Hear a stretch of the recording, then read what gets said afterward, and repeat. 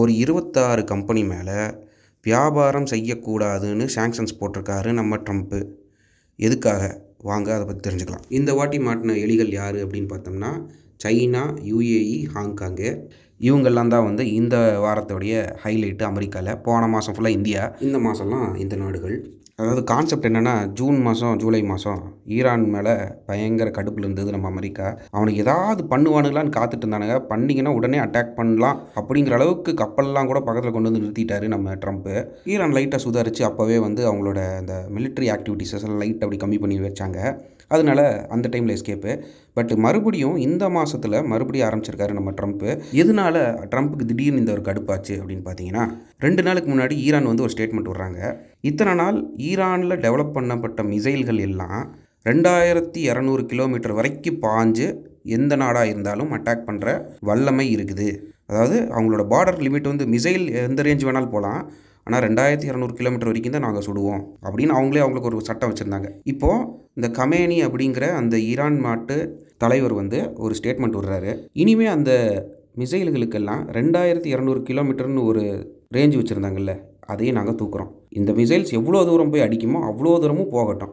உதாரணமாக இப்போது 5000 கிலோமீட்டர் போகிற மிசைலை வந்து இவங்களே 2200 கிலோமீட்டர் நிறுத்தி வச்சுருப்பாங்க. இனிமேல் அப்படி 2200 கிலோமீட்டர் நிறுத்த போகிறதில்ல, 5000 கிலோமீட்டரும் போகட்டும் அப்படின்னு சொல்லிட்டு ஒரு ஓப்பன் ரேஞ்ச் வச்சுட்டார். அதில் நம்ம ட்ரம்ப்புக்கு கொஞ்சம் கடுப்பாயிடுச்சு.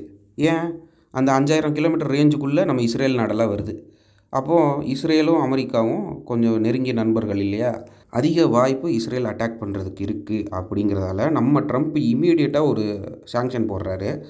எப்படி அப்படின்னு பார்த்தோம்னா, ஈரான் மேலே கிடையாது, சைனா, ஹாங்காங்கு, டர்க்கி இந்த மாதிரி நாடுகளில் ஈரானுக்கு ஆயுதம் சப்ளை பண்ணுறதா சொல்லக்கூடிய சில கம்பெனிகள் இந்த நாட்டிலலாம் இருக்குது. இந்த கம்பெனிகளோட மெயின் பிரான்ச் எல்லாம் அமெரிக்காவில் இருக்குது. இப்போது ட்ரம்ப் என்ன சொல்கிறாருன்னா, அமெரிக்காவில் தயார் செய்யப்பட்ட வெப்பன்ஸோட உதிரி பாகங்கள் ஈரானோட வெப்பனுக்குள்ளே இருக்கிறதா நாங்கள் கண்டுபிடிச்சிருக்கோம் அப்படின்னு சொல்கிறார். அது எப்படி அமெரிக்காவில் உருவாக்கப்பட்ட உதிரி பாகங்கள் எல்லாம் ஈரானில் இருக்கிற மிசைலுக்குள்ளே போச்சு? அப்படின்னா அமெரிக்காவிலேருந்து யாரோ ஒருத்தர் அங்கே சப்ளை பண்ணுறாங்கன்னு தானே அர்த்தம். அப்படி சப்ளை பண்ணுறவங்கள யார் அப்படின்னு பார்த்தோம்னா, இந்த ஒரு 27-30 கம்பெனிகள்.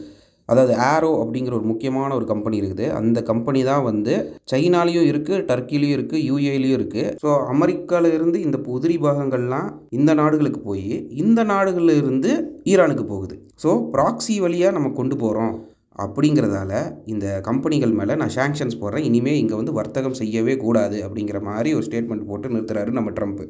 இதில் நிறைய கம்பெனிகள் என்ன சொல்கிறாங்க அப்படின்னா, நாங்கள் ட்ரேட் பாலிசி எங்கேயுமே ப்ரீச் பண்ணல, அமெரிக்காலேருந்து என்ன ட்ரேட் பண்ணுற பாலிசி இருக்கோ அதையே சரியாக கடைப்பிடிச்சி தான் நாங்கள் வர்றோம். நாங்கள் எங்கேயுமே வந்து தப்பான வழிகளில் எந்த நாட்டுக்கும் வெப்பன்ஸ் இந்த மாதிரி நாங்கள் சப்ளை பண்ணலை அப்படின்னு சொல்லிட்டு அந்த கம்பெனியோட சைட்லேருந்து ஒரு ஸ்டேட்மெண்ட் விட்டுருக்காங்க. இதை ட்ரம்ப்பும் அந்த கம்பெனியும் எப்படி டீல் பண்ண போகிறாங்க அப்படிங்கிறது அடுத்த விஷயம். இதில் என்ன பாயிண்ட்டு அப்படின்னா, ஜியோ பாலிட்டிக்ஸ் தான் இந்த இடத்துல பாயிண்ட்டு. இந்த காமினி அப்படிங்கிற ஈரான் நாட்டு தலைவர் வந்து இந்த ஒரு மிசைல் ரேஞ்சோட கேப்பை தூக்குனதை தாங்க முடியாத நம்ம ட்ரம்ப்பு, நீ வெப்பன்ஸோட ரேஞ்சு தானே தூக்குறேன், நான் வெப்பனையே தூக்குறேன்டா அவங்ககிட்ட இருந்து அப்படிங்கிற ஒரு ஐடியாலஜியில் உனக்கு யார் வெப்பன் சப்ளை பண்ணுறது?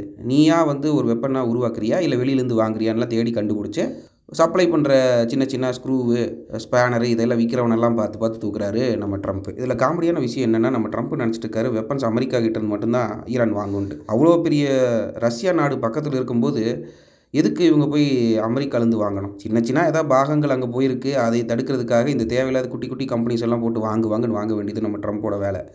ஆனால் அவங்க பிஸ்னஸ் ஃபுல்லாக கெடுத்து வச்சுருவார் நம்மளால். அமெரிக்காலேருந்து இங்கே விற்கக்கூடாது, அங்கே விற்கக்கூடாதுன்னு சொல்லி நிறைய ரூல்ஸ் போடுறாரு. தவிர ஈரான் மாதிரி ஒரு நாடு வந்து ஏன் வந்து அமெரிக்காலேருந்து போய் வாங்கணும்? இந்தியா இருக்குது, ரஷ்யா இருக்குது, யுஏஇ இருக்குது, டர்க்கி இருக்குது, யூரோப் நாடுகளில் பல நாடுகள் ஈரானை நம்பி தான் இருக்குது பெட்ரோலுக்கு. இவங்ககிட்டலாம் வாங்காமல் அமெரிக்காலேருந்து வாங்குகிற சின்ன சின்ன பொருட்கள்லாம் வந்து இந்த மாதிரி சாங்ஷன்ஸ் போட்டு அவங்கள கடுப்பேற்ற ரொம்ப ஒரு பிரச்சனை கொண்டு வந்து நிறுத்தும்.